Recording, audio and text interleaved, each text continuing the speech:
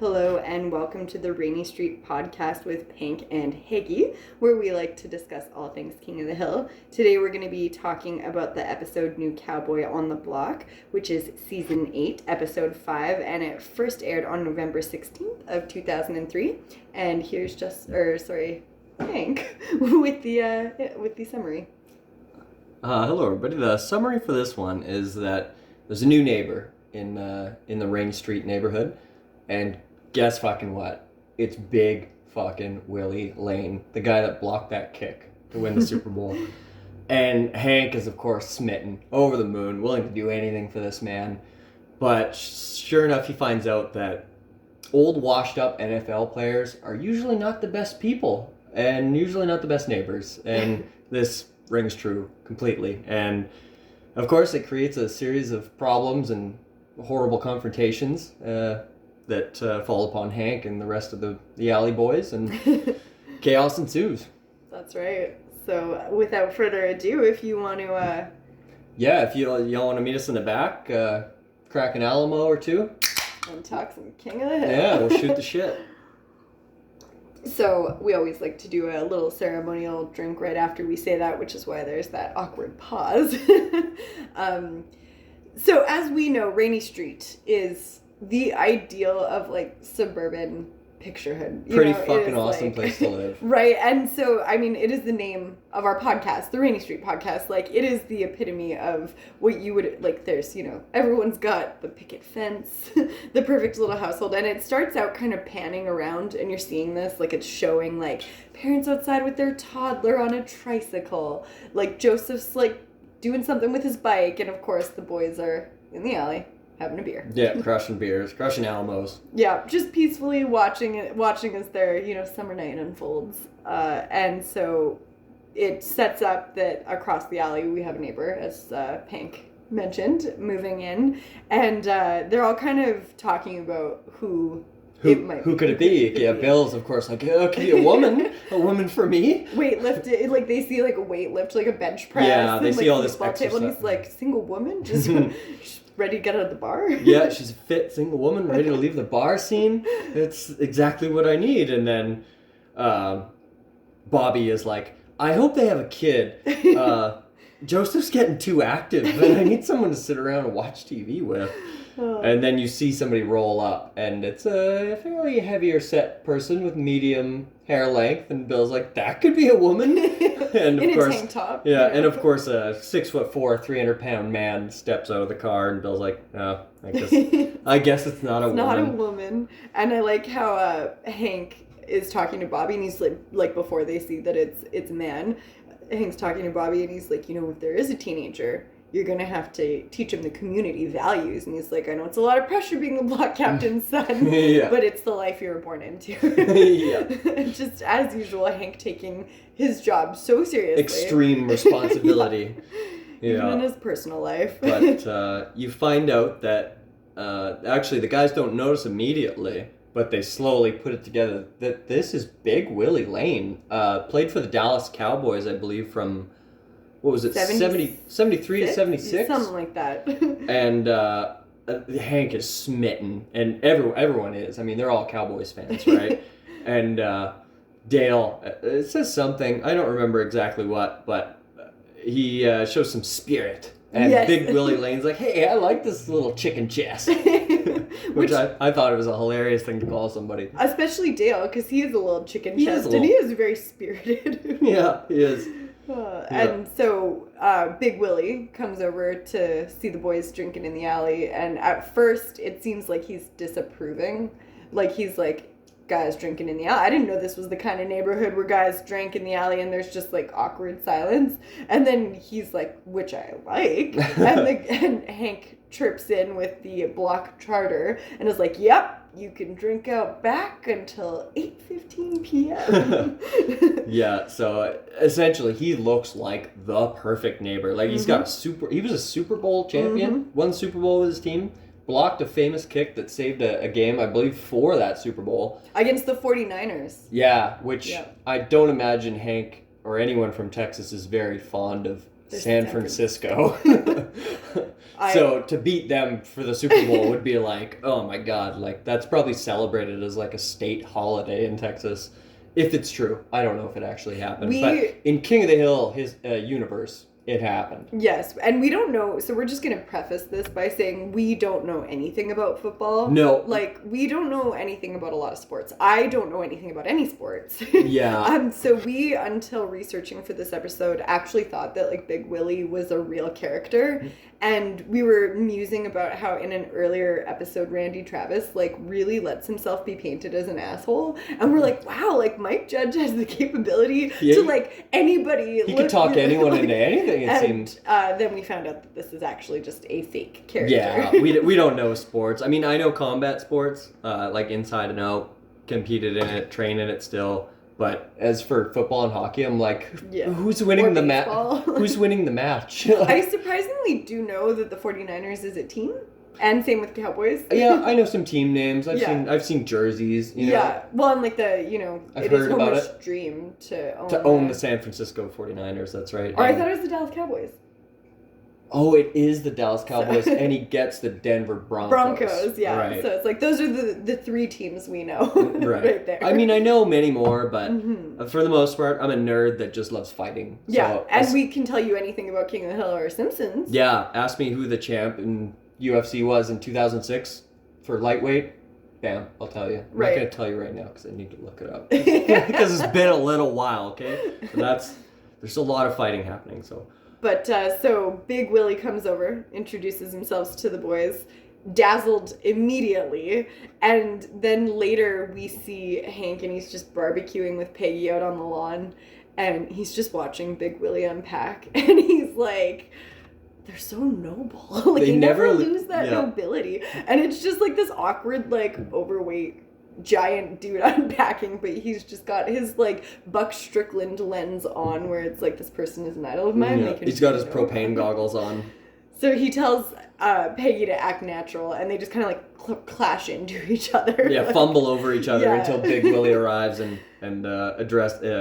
addresses the family. And he first asked Peggy if she was a cheerleader, which is like, him just being charming. So far he's been really charming. And she's like, I wasn't, but I did go to a game back in like 76. So 78 you might recognize me from the stands. Like her vanity and like just confidence knows no bounds. Like this, star athlete just noticed her from like 20 plus years ago and is like, yeah, I recognize that woman. And, this is one of my favorite moments and one of our favorite Hank Hill moments in general because it happens a lot when he's just smitten with something that he loves or someone he loves. But Big Willy throws the football to Bobby and Bobby, of course, fails to catch it. And so Big Willy's like, yeah, you gotta, catch it with your arms. Don't try to hug it in and catch it. So he gives him a little football tip. And he's like, I learned that from Billy Joe Dupree. And Hank turns to Peggy and whispers, Billy Joe Dupree. That was a really good impression. And that's one of our favorite running gags is when Hank whispers in a little super impressed but embarrassed voice about someone or something. Like, he will not get excited, but he will privately get excited. This excitement. He tries to hide it as much as he can, but he can't when it's Billy Joe Dupree. That's right. Murray Hogarth. Are you talking about the propane commissioner? The propane commissioner. Oh my goodness. Well, I mean, that I would whisper, like... Yeah, that's a big deal. That's, I can understand that kind of idolism. Which brings me to a question that we try to ask each other questions, get a little more introspective on the episode. Mm-hmm. Have you ever met one of your idols? So I have I have, but I'm not going to tell that story. I'm going to tell a secondary story that I think would be more akin to this. So when I was in my earlier 20s, my good friend and I once went to like a local pub, and we were just bored. It was like a Tuesday night. We both didn't have to get up early, and we were just like, what are we going to do? So we came up with a scavenger hunt list. And so it was like to go to this pub and just like do really wacky like antics and like get the scavenger hunt, and one of them was to just randomly ask a stranger for their autograph. So in our drunken stupor we did, and it turned out that it was like this up and coming hockey player, and he was there with his fiance, and she was so happy, and she was like, oh, see, sweetie, I knew someone would recognize you, but we really had no idea. Like, it was a complete fluke. And so that was probably like my closest moment to one of these, where then we had to pretend like we really knew hockey, and we managed to like fumble on it, and then eventually I think when I was losing my like steam, I was like, oh, I'll buy you a shot, like thanks for the autograph. And I got out of there like not humiliated, smooth it over with some liquor.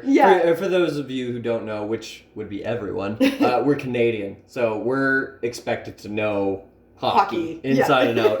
And as we just mentioned, we don't know sports at all. I mean, aside from me knowing a lot of combat sports, I don't know game sports or the damn. So that would be a very embarrassing moment to me. You know what Shamed I mean? my country. Someone of high status.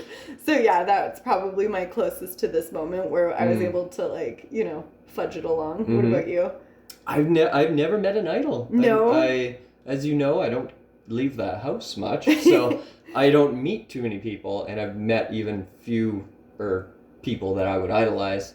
But I can only imagine if I met like Daniel Cormier or Demetrius Johnson or Sakuraba or somebody like, or Hakuhau. Right. I'd shit my pants. I wouldn't even be able to speak, I don't think. And so, I mean, this might be giving a little bit of the episode away, but like, how do you think you'd react? How far do you think you'd go to keep a friendship if you like? Oh, if they moved into the apartment, the shitty little apartment we're into right now, I'd be like, bro, whatever you need, like, you know, I don't care if it started off with, oh, can I borrow a cup of milk? Can I borrow a cup of sugar? Anything. You know, you want to borrow a couple $1,000s? No problem. Well, that's what Visa's for. Yeah. You know? Like, we also watch a show called Mr. D, and he meets a famous poker player in Daniel there, and Negreanu. he ends up, like, giving away, like, his Visa to him, and, like, sinking a couple, like, $100 into him, and I'm like, that would be us. Like, absolutely. I'd be like, you have no idea. If Hakuhau walked in here right now, I'd say, hey, I hate to put you out like this, but I need a blowjob. Like, you know what? I ain't even gay. Not that there's anything wrong with that. A little Seinfeld shout out. A little Seinfeld shout out. But whatever the man wanted. Right, that's the level we'd go to, people. And I will actually, I just feel like I need to interject with another story here about meeting an idol, which I've never met this man, but just as an homage to the show, I did once send a message on Instagram to our boy Mike Judge, and he responded. So that was probably like the closest I got to. So you basically met one of your idols. Right, exactly. Yeah. And like I took like a screenshot of it. I have it on my phone. Why wouldn't you, sister? I told my closest friends. I actually went to a job interview, and they asked me to tell them like a little bit about myself, and I was like, well, I once messaged King of the Hill creator Mike Judge, and he responded, and I got an offer for the job. So that's basically on your resume. That's right. And rightfully should be.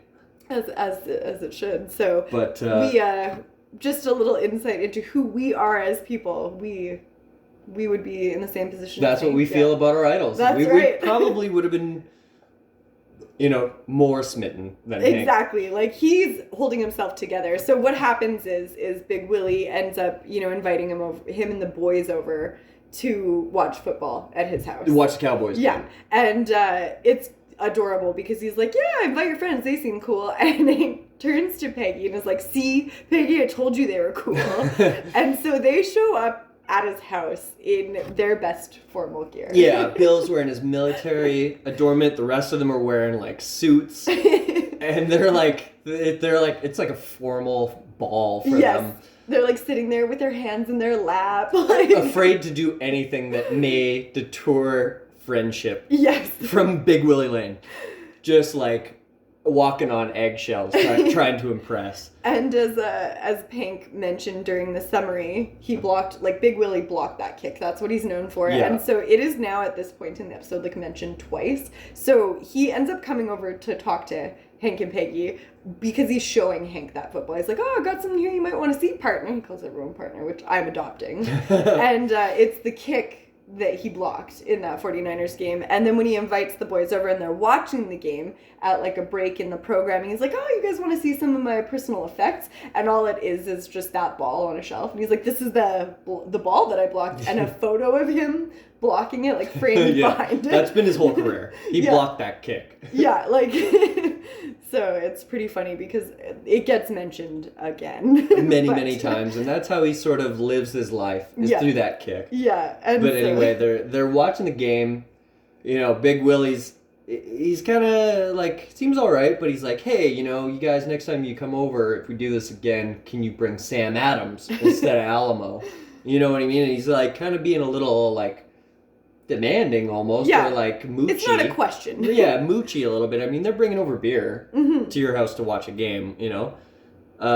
So, of course, the Cowboys win. Everyone's amped. You know what I mean? The boys are sitting on the couch as Big Willie walks away to pre-plan this other party. You know, immediately starts calling up his bros and be like, yo, did you see the game? Come on over, party.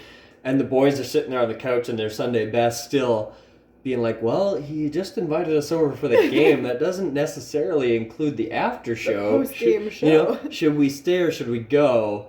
And it gets to the point where, like, let's go. We don't want to overstay our welcome. We want to get in with this guy. Hank consults Boomhauer on this, which I think is, like, so funny because they know their roles so well in this, where it's like, Hank is your go-to guy. He's the leader. Right, but Boomhauer is the most, like, social. He's like the second in command. Like, he's like the general for, you know.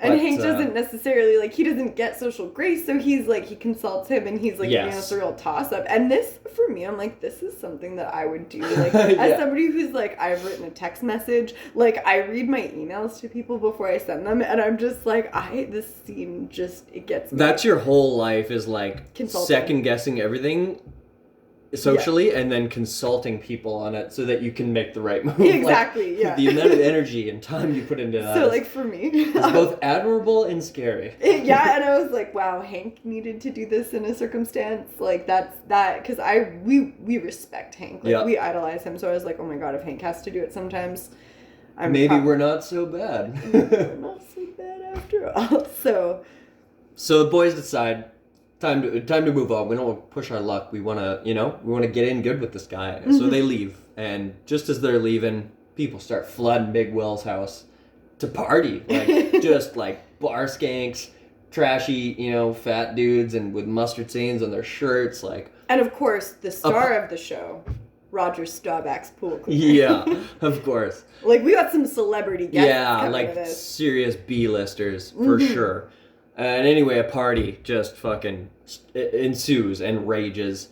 And this is very disturbing. It's late at night on Rainey Street. There shouldn't be crazy parties going on. And, like, to the point, so it's like we see Con, it's like 11:47. He's complaining to Min about it, and he's like, you know, like, what the hell kind of thing. And then it flashes over to Hank and Peggy, and they're having a discussion. Like, she's like, so did you change the block charter? Because that would be very sexy. Like, as if Hank has the ability to, like, you know, as he has. Change the bylaws. Yeah, exactly.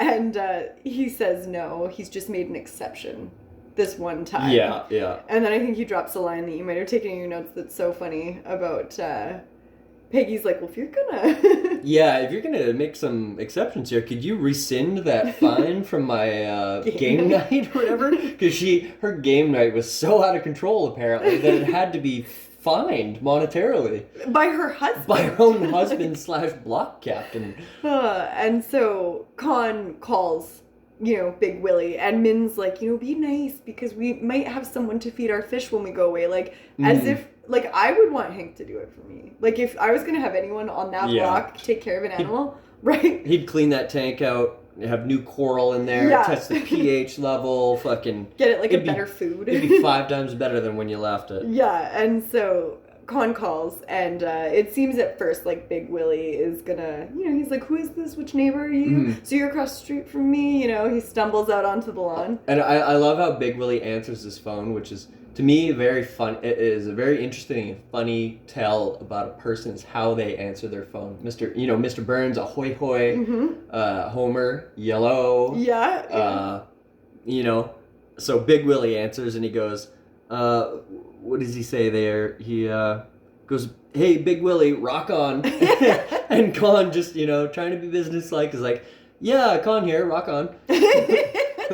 As Con would. Yeah. And so Big Willy is like, oh yeah, so you're the neighbor across the street. Okay, cool. And he's like, so you're this one. You got the one with the phone cord, like running alongside your house. He's like, I don't see why that matters, but yeah. And then Big Willy snips the phone line. Yeah, because Con's like, hey, do you think you could keep it down a little bit? And he's like, yeah, no problem, big guy. And then, you know what I mean? Just kind of like very passively makes this ultra aggressive move against him. And that's when you start to notice that Big Willy is not what he seemed he was. And, like, that's just as the viewer. Hank still has his Strickland goggles on. Yeah, he's blinded by that kick. Like, Con comes running over. So Con doesn't even go to Hank. He goes over to Big Willy's house and is confronting him. Mm-hmm. And Hank, like, looks out the window and sees this taking place. And he's like, oh, Con's bugging Big Willy. Like, immediately jumps to Big Willy's defense. And then he goes over there and is like... Con, like, is like, we followed your rules all the time, like, what are you doing? And explains to Hank, like, he cut my phone card. And Hank's like, well, you can't just, like, tattle on him every time you drop one of your calls. Like, doesn't take Con seriously at all. Right. And that's when we find out who's in there, but Roger Staubach's pool cleaner. And I love that Big Willy is always, as soon as he does something wrong, he finds a way to bait you back in. Like, oh, yeah, it is pretty loud, it is pretty late, sorry about that, we're just shutting her down now.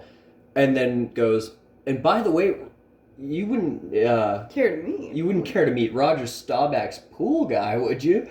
And of course, Hank is just over the moon. He's like, he's in there? Right. Like, he's I wouldn't shocked. know what to say. Yeah. And, like, Big Willy does, like, one of those, like, like, hand motions where you're just kind of, like, swiping at the air. And he's like, he's just like the rest of us. Yeah, he's a cool guy. He's just like everyone else. Come on in. So, you know what I mean? Hank, once again, has abandoned his principles. Yep. And we see Con just, like, meekly at the door, like, Hank, I need you. Like, yeah. And which brings me to another one of our introspective question type things. Bad neighbors. Have you ever had one? And why were they so bad? So I think ours is a two-parter here. Yes. We lived in the worst apartment. Like, I can't even begin to describe. Like, it was a below grade, like, century built building. Yeah. It hadn't been cleaned in years. Like, the dust had dust. Hot as fuck in the summer, cold as fuck in the winter. Like, worst apartment ever, but cheap as fuck. Very cheap. Yeah. Like, and it was, like, made with, like, crepe paper. Like, you could hear conversations of our upstairs neighbors, and you did. Yeah. There was one time that I went to, like, pound on the wall because our neighbors were being loud, and I actually dented it. And I am like 120 pound, 5'5" girl with absolutely, I hurt myself punching a punching bag once. Like, I'm not strong. And I dented the wall, but we had like this neighbor who was insane. So she would reserve her own street parking, which you can't do, with kitty litter boxes and a sign. Yeah. So she would just put them on the actual physical road. Blocking the road with... Yeah. You know what I mean? Obstacles that are illegal that could ruin someone's car and whatever. And she never left the house. Never. She, like, always was just, like, cooking popcorn. Didn't work. Nope. Didn't have friends. Didn't have people over. Didn't Never. Go out. Nothing. Was about 6'1". Maybe 90 pounds. Always cold. So that's Always why the heat was cranked. And it got to the point where our battle with her, like, she put a screw into the physical thermostat. So, is that what it's called? Thermostat, yeah. So that we couldn't, like, lower the heat. So even in the middle of, like, a 30-plus summer day, our heat was at 25. No lower. Plus 30 degrees Celsius. For those of you that may be in the States or in Texas. Yeah. I don't know what it is in Fahrenheit, but plus 30 Celsius, which is, like, hot as fucking shit. Yes. Especially for Canada. And she would have the heat for the whole building, because you could only control the whole building's heat from one thermostat that was in the common hallway. And she would turn it up to plus 25. So, on like a plus 30 day. Yeah. Middle of the summer. Hottest recorded day, probably in Canada. And we were just like sweating our balls off, dying all the time. And so we would confront her about this, and her reasoning for it was that she was cold. The tip of her nose was cold. So we later found out when she was one time in the hallway turning up the heat that we had turned down nude, that she walks around her apartment nude. And from that point forward, anytime, so she also had like a floor level window that you could see into. She would just walk around her apartment naked. So we're like, maybe if you put some fucking clothes on. And not only her apartment, she would go into the common area naked. All the time. And like, she would vacuum at like 2:00 in the morning. Yeah. Like we had another neighbor who complained about the heat, and it was a medical issue, and she was having this confrontation with her in the hallway and started kicking the door to make it look like the neighbor was like accosting her. Right, like, yeah, she kept her door closed as she was arguing with this other neighbor about the intense heat that everyone in the building was suffering from. And the neighbor complaining was like, what the fuck? Like, open your door and talk to me. And the crazy neighbor from inside her apartment apparently laid down on the ground and just started kicking her own door violently and screaming, "Stop, why are you hitting my door? Why are you kicking my door down?" Trying to frame the complaining neighbor for like a break and entry, essentially. So that is probably our worst neighbor ever. Oh yeah, I think anybody's. Like, she was brutal. We also suspect that she had a key to the apartment because she was the tenant manager. Right. And there was like just random times that things would go missing. And like simple things like scissors, but like we would never find them again. And like a few other things, like she knew my name. Even though I'd never been introduced to her. Like, there were so many strange things. So we actually think that on top of all of that, there was, like, an invasion of privacy. We also had another neighbor in that building who had a girlfriend who tried to, remember when he put the note on my car? Who tried to sleep with me, so then they broke up. Yeah, we had these other neighbors, and it was, like, this big, dumb, deaf guy. He wasn't dumb because he was deaf. He was just a douche. But he happened to be deaf as well. And his girlfriend, and you could hear them arguing and screaming about how he was always cheating on her. All the time. And you saw girls, like, go into his apartment with him when she wasn't home. Yeah, so sure enough, he writes this little hook up with me fucking note and leaves it on Peggy's car door handle, so that she would obviously have to see it the second she went to her car. Scared the fuck out of me. And it was basically like, hey, sexy, I'm fucking a normal sexy guy too. You wanna, I know you have a boyfriend, but let's get at it. And which if someone just going to their vehicle, like, that's terrifying. You're like, you know who I am, you know my car, you know I have a boyfriend, like, you've seen me. And sure enough, dipshit leaves his number on the car, so I call it a couple times, and somebody answers, and it's what I thought was like a 13-year-old boy. So I was like, oh, it's like a neighbor across the street. It's a little 13-year-old boy, thinks she's hot. He's going for it. I don't blame him. So I'm immediately like, you know what, dude? Don't even worry about it. I got the wrong number. And she's like, what do you mean you got the wrong number? And I realize it's a female. And I'm like, who am I talking to? And she says her name. And I'm like, oh, that's weird because I got this number from a weird little creepy hookup note on my girlfriend's car door. And she goes, oh, for fuck's sakes. That's my fucking shitty cheating boyfriend. You're the one down the hall, aren't you? Yep. So I go, yep, I sure am. Open the door, and just so happens she opened the door to it, and she goes, fuck. As she's looking at me, personally, talking on the phone, she goes, I'm so fucking sorry. He's the biggest piece of shit in the world, so... Cops were called. Yeah. Not for us. They got into a fight when he got home, because I remember you texting me, you're like, don't come home just yet, there's cops. Yeah. So that's probably almost a tie for worst neighbor. I feel like our worst neighbors have all been from that building. Yep, but we're in a slightly better place now. Yeah, although I do think our neighbors are having a party tonight, so if you hear that, we got a little Big Willy next door. Yeah, a little Big Willy. I like that. Big Willy. But that will wrap it up for part 1 of this Kango the Hill podcast, and tune in for part number 2, which should be... should be the auto direct video on YouTube. Yeah. So we'll see you then.